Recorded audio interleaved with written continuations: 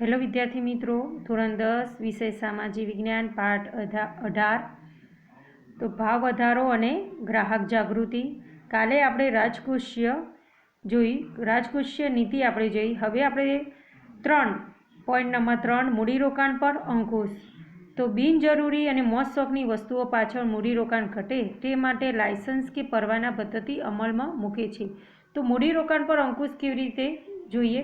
તો બિનજરૂરી અને જે મોજ શોખની વસ્તુઓ પાછળ મૂડીરોકાણ ઘટે તે માટે લાયસન્સ અને પરવાના પદ્ધતિ અમલમાં મૂકે છે. એટલે કે ગવર્મેન્ટ જોડે પરમિશન લઈને ધંધો સ્થાપિત કરવો.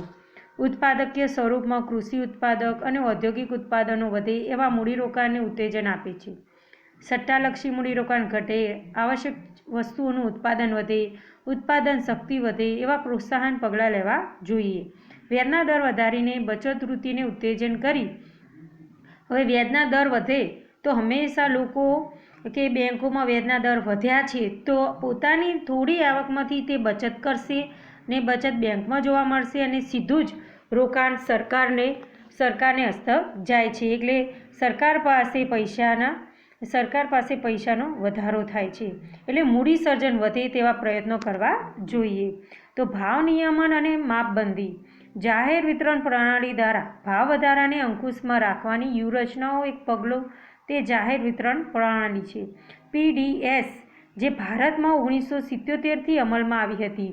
તો PDS છે તો ભારતમાં 1977માં અમલમાં આવી હતી, જેનો હેતુ સમાજમાં નિમ્ન આવક જૂથને અત્યોદય અને ગરીબ રેખા નીચે જીવતા હોય એમને BPL આપવામાં આવે છે. BPL એવું કાર્ડ આવે છે સફેદ. ગરીબી રેખા હેઠળ તે ઉપરના ઓછી આવક ધરાવતાઓને તે વર્ગની આવશ્યક ચીજવસ્તુઓ વ્યાજબી ભાવની દુકાનો FPSS દ્વારા ઉપલબ્ધ કરવાનો છે. આજે દેશમાં અંદાજે 4.92 લાખ વ્યાજબી ભાવની દુકાનો FPSS છે. આ દુકાનોમાં વેચાતી વસ્તુઓના ભાવ ખુલ્લા બજારની દુકાનોના ભાવની સરખામણીમાં ખૂબ જ હોય છે. તો જાહેર વિતરણ પ્રણાલી હેઠળ સસ્તા દરે અનાજ આપવામાં આવે છે.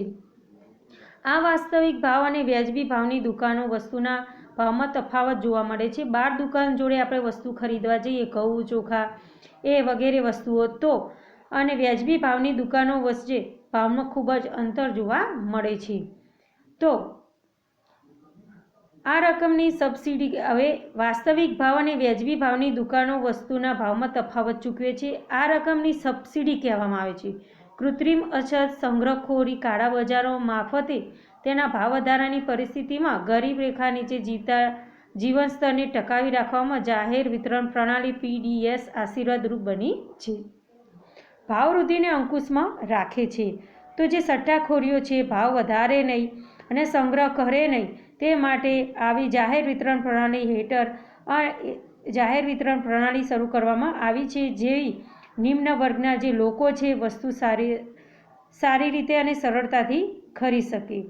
આ વ્યવસ્થાની સફળતાનો આધાર અનાજ વિતરણ વહેંચણીની વ્યવસ્થા માટે અંકુશ અને કાર્યક્ષમ વહીવટતંત્ર, પારદર્શી વહીવટી અને પ્રામાણિક એવા દુકાનદારો પર રહેલો છે. ભાવ નિયામક તંત્ર.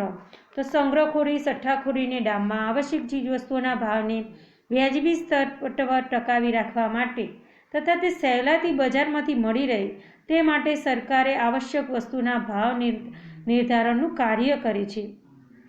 વ્યાપારીઓએ તે નિર્ધારિત ભાવોમાં બજારમાં વસ્તુઓ વેચવા આગ્રહ કરે છે. સરકારે ભાવ સપાટીને સ્થિર રાખવા માટે આવશ્યક ચીજવસ્તુઓ માટે ધારો 1955 અમલમાં મૂક્યો છે, જે વ્યાપારી સરકાર દ્વારા નિર્ધારિત ભાવો મુજબ પોતાનો માલ સામાન નથી વેચતો એમની સામે આ ધારા હેઠળ કાનૂની કાર્યવાહી હાથ ધરી દંડ કરવામાં આવે છે. તો અહીં આવશ્યક ચીજવસ્તુઓ માટે ધારો 1955 અમલમાં મૂક્યો છે.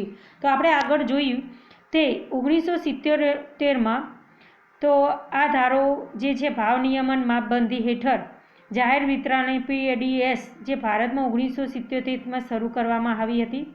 તો ભાવ નિયંત્રણ તંત્ર આવશ્યક ચીજવસ્તુ માટેનો ધારો 1955માં અમલમાં મૂકવામાં આવ્યો છે. તો જે નિર્ધારિત ભાવો મુજબ પોતાનો માલ સામાન નથી વેચાતો તેની સામે આ ધારા હેઠળ કાનૂની કાર્યવાહી હાથ ધરીને દંડ કરવામાં આવે છે. સંગ્રહખોરી, કાળા બજારીઓને સટ્ટાખોરી સામે સઘન ઝુંબેશરૂપ prevention of anti social activities act PASA હેઠળ જરૂર પડે તો કાયદેસર અટકાયત કરવામાં આવે છે. ભાવવૃદ્ધિને નાથવા વેપારીઓ ગોડાઉનમાં રાખેલી ચીજવસ્તુ જથ્થાનું નિયમિત ચેકિંગ, સ્કોડપત્રકો, ભાવપત્રકો પ્રાદેશિક કરવા અંગેની કાનૂની જોગવાઈઓ, તેના ઉલ્લંઘન માટે કડક શિક્ષાત્મક પગલાઓ દ્વારા ભાવવૃદ્ધિને નાથવાના પ્રયાસો હાથ ધરવામાં આવે છે. સરકારે અત્યાર સુધીમાં ડુંગળી, ચોખા, કપાસ, સિમેન્ટ, ખાદ્યતેલ, પેટ્રોલ, ડીઝલ, રાંધણ ગેસ, કેરોસીન, ખાંડ, એલ્યુમિનિયમ, લોખંડ, પોલાદ, રેલવેનું વગેરે ભાવ નિયંત્રણ તંત્રમાં આધારે કરે છે. કેટલીક ચીજવસ્તુઓ, દવાઓના ભાવો પણ આ રક્ષણ હેઠળ બાંધવામાં આવે છે. તે ભાવવૃદ્ધિ અટકાવી છે. આ ભાવવૃદ્ધિને અટકાવવાના ઉપાય એકબીજાને સ્વતંત્ર કે અલગ નથી, પરંતુ પરસ્પર આધારિત છે.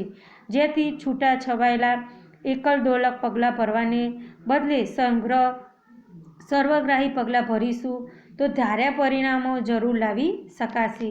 ગ્રાહક જાગૃતિ. જાગો ગ્રાહક જાગો. આજે દરેક વ્યક્તિ કોઈને કોઈ રીતે ગ્રાહક છે. બજારમાં સમાન લક્ષણોવાળી અનેક બ્રાન્ડની અસંખ્ય વસ્તુ મળતી હોય છે. વસ્તુની વિવિધતા અને વિકલ્પોવાળી અનેક ઉપયોગીવાળી વસ્તુ અંગે અભણ કે અજાગૃત ગ્રાહકોને સંપૂર્ણ જ્ઞાન કે જાણકારી હોવાતી નથી. ઉત્પાદક કે ગ્રાહક વચ્ચે અનેક વચોટિયા હોવાથી ગ્રાહકનું વિવિધ રીતે શોષણ થવા લાગ્યું છે. ગ્રાહકે વસ્તુ, માલ કે સેવા નાણાં કે અવેજમાં બદલામાં ખરીદે કે નીચી ગુણવત્તા, વજન અને વાજબી કિંમતે મેળવી શકે તેવી વ્યવસ્થાને ગ્રાહક સુરક્ષા કહે છે. ગ્રાહક સુરક્ષા એ ગ્રાહક જાગૃતિની ઝુંબેશ છે. ગ્રાહક જાગૃતિ અંગે અમેરિકાના રાલ્ફ નારે ગ્રાહકવાદની ચળવળ ઉપાડેલી હતી.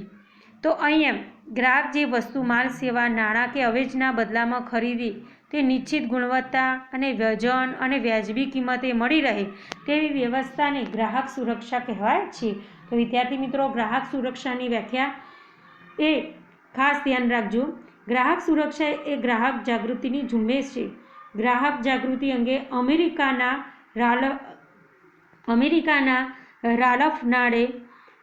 રાલ્ફના ડરે ગ્રાહકવાદની ચળવળ ઉપાડી હતી. તેને ગ્રાહકવાદ આંદોલનના જન્મદાતા કહેવામાં આવે છે. ખાસ યાદ રાખજો કે ગ્રાહકવાદના જન્મદાતા કોણ હતા, કોને ઝુંબેશ ઉઠાવી હતી, તો અમેરિકાના રાલ્ફના ડરે ઉપાડી હતી. ગ્રાહકોનું વિવિધ પ્રકારે થતું શોષણ હવે આપણે જોઈએ. ઉત્પાદકો, વેપારીઓ દ્વારા ગ્રાહકનું વિવિધ રીતે શોષણ થાય છે. કોઈ પણ વ્યક્તિ કોઈ પણ રીતે છેતરાઈ તો જાય છે, જે નીચે મુજબ છે. ગ્રાહકને પેકિંગ પર લખ્યા કરતાં ઓછું વજન આપીને હલકી, ખામીયુક્ત કે નકલી વસ્તુ, માલ કે સેવા પૂરી પાડીને છાપેલી કિંમત કરતાં વધુ કિંમત વસૂલીને ગ્રાહકના આરોગ્ય સામે ઝુંબેશ કે હાનિ ન થાય તે ભેળસેળવાળી વસ્તુઓ પૂરી પાડીને વેચાણ પછીની સેવાઓ સંતોષકારક રીતે પૂરી પાડીને નિર્ધારિત શરતો કે માપદંડ મુજબ બાંધકામ ચીજવસ્તુ કે સેવા પૂરી ન પાડી વીજળી, બેંક, વીમો, ટેલિફોન કે દાક્તરી સેવા ખામીયુક્ત કે સેવામાં બેદરકારી દાખવીને ગ્રાહક સામે દુર્વત વ્યવહાર કે માનહાનિ થાય તેઓ વિક્રેતા કે વેપારી દ્વારા વ્યવહાર દ્વારા લોભામણી કે ભ્રામક જાહેરાતો દ્વારા વસ્તુની સાચી પસંદગીની ગ્રાહકની છેતરપિંડી થવાને કારણે વેચાણની ભ્રષ્ટ રસમો અજમાવીને ગ્રાહકને શારીરિક, માનસિક નુકસાન ભોગવવું પડે છે. તેવી રીતે નકલી માલ સામાન વેચીને તથા કૃત્રિમ અસર ઊભી કરીને અમુક માહિતી પૂરી પાડીને ગ્રાહકોનું શોષણ થાય છે. તો વિદ્યાર્થી મિત્રો, ગ્રાહકોનું શોષણ આ ખાસ યાદ રાખજો કેવી રીતે અને કયા પરિબળોથી થાય છે, કઈ વસ્તુથી થાય છે, ખાસ યાદ રાખજો. ગ્રાહકના શોષણના કારણો આપણે જોઈએ છીએ. તો ગ્રાહકના શોષણના કારણો આપણે નીચે મુજબ જોઈએ. ગ્રાહક પોતે જ જવાબદાર છે. તો પહેલાં તો અજ્ઞાનતા, આપણને જ્ઞાન છે નહીં એ વસ્તુ પ્રત્યે. જાગૃતિનો અભાવ છે. નિરીક્ષકતા, સંગઠિત થઈને વિરોધ પ્રદર્શિત કરવાની વૃત્તિનો અભાવ. આપણે છેતરાયા છીએ, પરંતુ આપણે ડરીએ છીએ કે આને કહીશું તો આપણને બેવકૂફ સમજશે, તો આપણે કહેતા નથી. તો તેનો આપણે અભાવ જોવા મળે છે. નુકસાન કે શોષણ સામે કાનૂની રાય લડત આપવાની તૈયારી અને વૃત્તિનો અભાવ અને તે સંબંધી યોગ્ય જાણકારીના અભાવે વેપારીઓ, ઉત્પાદકો, યોજકો દ્વારા ગ્રાહકોનું વિવિધ પ્રકારે શોષણ કરી તેમનો લાભ ઉઠાવવામાં આવી રહ્યો છે. મર્યાદિત માહિતી. તો મૂડીવાદી અર્થતંત્રમાં ઉપભોક્તાવાદી વિચારસરણી ધરાવતા નિર્માતા અને વિક્રેતા કોઈ પણ ચીજવસ્તુ કે સેવા ગમે એટલા જથ્થામાં ઉત્પાદન અને વેચાણ કરવા માટે સ્વતંત્ર છે. તો મૂડીવાદી દેશોની અંદર કોઈ પણ ચીજવસ્તુનું ઉત્પાદન કરવું હોય તો એ કરી શકે છે.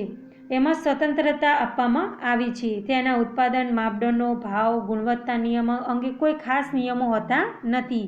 જે છે ત્યાં કડકપણે નિયમનું પાલન થતું નથી. આથી પરિસ્થિતિમાં ગ્રાહકને ચીજવસ્તુના ઉપયોગ સંબંધી સાચી જાણકારી મળતી નથી. આ માહિતીને જ્ઞાનના અભાવે વસ્તુના વપરાશ સંબંધી યોગ્ય તાલીમ ન મળે તે કારણે ગુણવત્તાવાળી જાળવણી અને ઉપયોગની રીતો અને વેચાણ પછીની સેવાઓ, વોરંટી, ગેરંટી જેવી માહિતી અર્થઘટન બાબતે ખરીદતી વખતે ગ્રાહકને પૂરેપૂરો માહિતગાર કરવામાં નથી આવતો. આમ મર્યાદિત માહિતી મેળવવાને કારણે ગ્રાહક સાચી ખરીદીમાં સમજદારોનો અભાવે ભૂલ કરી બેસે છે. તો અમુક એવા ગ્રાહકો હોય છે જેને ગેરંટી અને વોરંટીની કોઈ ખબર હોતી નથી. કોઈ પણ કારણોસર છેતરી જાય છે તો એ કાર્ડ પણ આલતા નથી. મર્યાદિત પુરવઠો. તો જ્યારે વસ્તુ કે સેવાની માગણી સામે પૂરતી માત્રામાં તેનો પુરવઠો નથી હોતો ત્યારે કૃત્રિમ અસર સર્જાય છે. આમ વ્યાપારી ઉત્પાદકો દ્વારા સંગ્રહખોરી, સટ્ટાખોરી આચરીને કુદરતી આફતો જેવા પરિબળોથી અછત ઊભી થાય છે. ગ્રાહક પાસે આવી પરિસ્થિતિમાં વધુ ભાવ મેળવીને ગેરલાભ ઉઠવાય છે. આમ બજારમાં વસ્તુઓ પૂરતો પુરવઠો પણ ગ્રાહકના શોષણમાં નિમિત્ત બને છે. મર્યાદિત હરીફાઈ. જ્યારે કોઈ એક જ ઉત્પાદક કે ઉત્પાદન સમૂહ કોઈ વસ્તુ કે સેવાના ઉત્પાદનમાં અને વેચણીમાં પોતાનો અધિકાર ભોગવે છે ત્યારે ઉત્પાદકો આવી મર્યાદિત કે ઇજારાશાહીવાળી બજારમાં અન્ય વિકલ્પોવાળી અભાવે ગ્રાહકનું વિવિધ પ્રકારે શોષણ થાય છે. તે ખામીયુક્ત સેવા અને હલકો માલ સામાન વધારે છે. ગ્રાહક સુરક્ષા ક્ષેત્ર ગ્રાહક જાગૃતિ. ગ્રાહકોના વિવિધ પ્રકારે થતા શોષણને અટકાવવા, ગ્રાહકના હકો અને હિતોનું રક્ષણ કરવા, ગ્રાહકને શારીરિક, માનસિક અને આર્થિક ક્ષેત્રે સુરક્ષા પ્રદાન કરવાની જરૂરિયાતો ઊભી થઈ. સૌપ્રથમ ભારતમાં ગ્રાહકના સંરક્ષણ માટે અંગે કૌટિલ્ય અર્થશાસ્ત્રમાં ઉદ્યોગ માટે વેપાર દ્વારા ગ્રાહકો સામે કરતા દુરાચાર અને શોષણનો ઉલ્લેખ કર્યો છે. તો ભારતની અંદર ગ્રાહક સુરક્ષા માટે કૌટિલ્ય અર્થશાસ્ત્રની અંદર ઉદ્યોગ અને વેપાર દ્વારા ગ્રાહક સામે કરાતા દુરાચારનું, શોષણનો એમને ઉલ્લેખ કર્યો છે. તેમાં તોલ માપ અંગે ભેળસેળ, બનાવટી જેવી ગુનાહિત વ્યાપારી રીત રસમ બદલે દંડ, શિક્ષા કરવાની જોગવાઈનો ઉલ્લેખ કર્યો છે. અમેરિકાના પ્રમોટર જ્હોન ફ્રેડરિક કેનેડીએ અમેરિકાની સંસદમાં તારીખ 15 માર્ચ 1962ના રોજ ગ્રાહકોના 4 અધિકાર આપ્યા. ગ્રાહકોના અભિપ્રાયને સાંભળવામાં આવતા નથી તે અંગે વ્યર્થ પ્રગટ કરી છે. તો અમેરિકાની અંદર જ્હોન ફ્રેન્કલિન કેનેડીએ અમેરિકાની સંસદની અંદર રજૂ કર્યું 15 માર્ચ 1962ની અંદર ગ્રાહકોના 4 અધિકાર આપ્યા. ગ્રાહકોના અભિપ્રાયને સાંભળવામાં આવતા નથી. તો કન્ઝ્યુમર્સ ઇન્ટરનેશનલ આંતરરાષ્ટ્રીય સંગઠનમાં 15 માર્ચ 1983ના રોજ ગ્રાહકોને 4 અધિકારો દર્શાવવાનું જાહેરનામું બહાર પાડ્યું, જેથી વિશ્વના પ્રત્યેક વર્ષમાં 15 માર્ચને વિશ્વ ગ્રાહક દિન તરીકે ઉજવવામાં આવે છે. તો વિદ્યાર્થી ખાસ યાદ રાખજો, વિશ્વની અંદર ગ્રાહક અધિકાર દિન ક્યારે ઉજવવામાં આવે છે? તો 15 માર્ચ. ત્યારબાદ સંયુક્ત રાષ્ટ્ર સંઘ યુએનએ તેની 16 એપ્રિલે 1985ની સભામાં United national guidelines of consumer protection દ્વારા ખરડામાં ગ્રાહકોમાં મૂળભૂત 8 અધિકારો ઘોષિત કર્યા અને તે મુજબ વિશ્વના દેશોને પોતાના દેશના ગ્રાહકો માટે અધિકારો, હકો અને હિતોના રક્ષણ માટે અસરકારક કાનૂની માળખું ગોઠવવાની ભલામણ કરી હતી. તે મુજબ ભારતીય સંસદ રાષ્ટ્રીય ગ્રાહક સુરક્ષા અધિનિયમ 1986માં ઘડી કાઢ્યો હતો, જે રાષ્ટ્રપતિએ તારીખ 24 ડિસેમ્બર 1986ના રોજ સહી કરીને મંજૂરી આપી. ત્યાંથી ભારતમાં પ્રત્યેક વર્ષે 24 ડિસેમ્બરે રાષ્ટ્રીય ગ્રાહક અધિકાર દિન તરીકે ઉજવવામાં આવે છે. તો અહીંયા અમેરિકાના જે પ્રમુખ હતા કેનેડીએ સંસદમાં 15 માર્ચ 1962માં ગ્રાહકોને 4 અધિકાર આપવામાં આવે. તો 15 માર્ચ એ વિશ્વ ગ્રાહક દિન તરીકે ઉજવવામાં આવે છે. અને પછી રાષ્ટ્રીય ગ્રાહક સુરક્ષા 1986માં ઘડી કાઢવામાં આવ્યો. તો 24 ડિસેમ્બર 1986ને રોજ મંજૂરી આપવામાં આવી. તો તે 24 ડિસેમ્બર રાષ્ટ્રીય ગ્રાહક દિન તરીકે ભારતમાં ઉજવવામાં આવે છે. તો ગુજરાત સરકારે 18 ફેબ્રુઆરી 1988ના રોજ ગુજરાત ગ્રાહક સુરક્ષા નિયમો 1988માં અમલમાં મૂક્યો. તે મુજબ ગ્રાહક સુરક્ષાની ગ્રાહક સુરક્ષા કાયદેસર કાર્યવાહી હાથ ધરવામાં આવી. ભારતમાં ગ્રાહક સુરક્ષા ધારા 1993-2002ના કેટલાક મહત્વના સુધારો અમલમાં આવ્યા છે. તો ગ્રાહક સુરક્ષા અંગેના કેટલાક ધારાઓ 1993થી 2002માં કેટલાક મહત્વના સુધારાઓ કર્યા આપણી સરકારે. વર્ષો જૂના કાયદાઓ ફેરફાર કરવાની સમયાનુસાર જરૂરિયાતો ઊભી થવાથી લાગણી પ્રજામાં જન્મી છે. ગ્રાહક સુરક્ષા અધિનિયમ 1986માં ઘણી જોગવાઈઓ પૈકી મુખ્ય અને મહત્વપૂર્ણ જોગવાઈ વિશે હવે પછી આપણે માહિતી મેળવીશું. તો વિદ્યાર્થી મિત્રો આટલું વાંચન કરજો.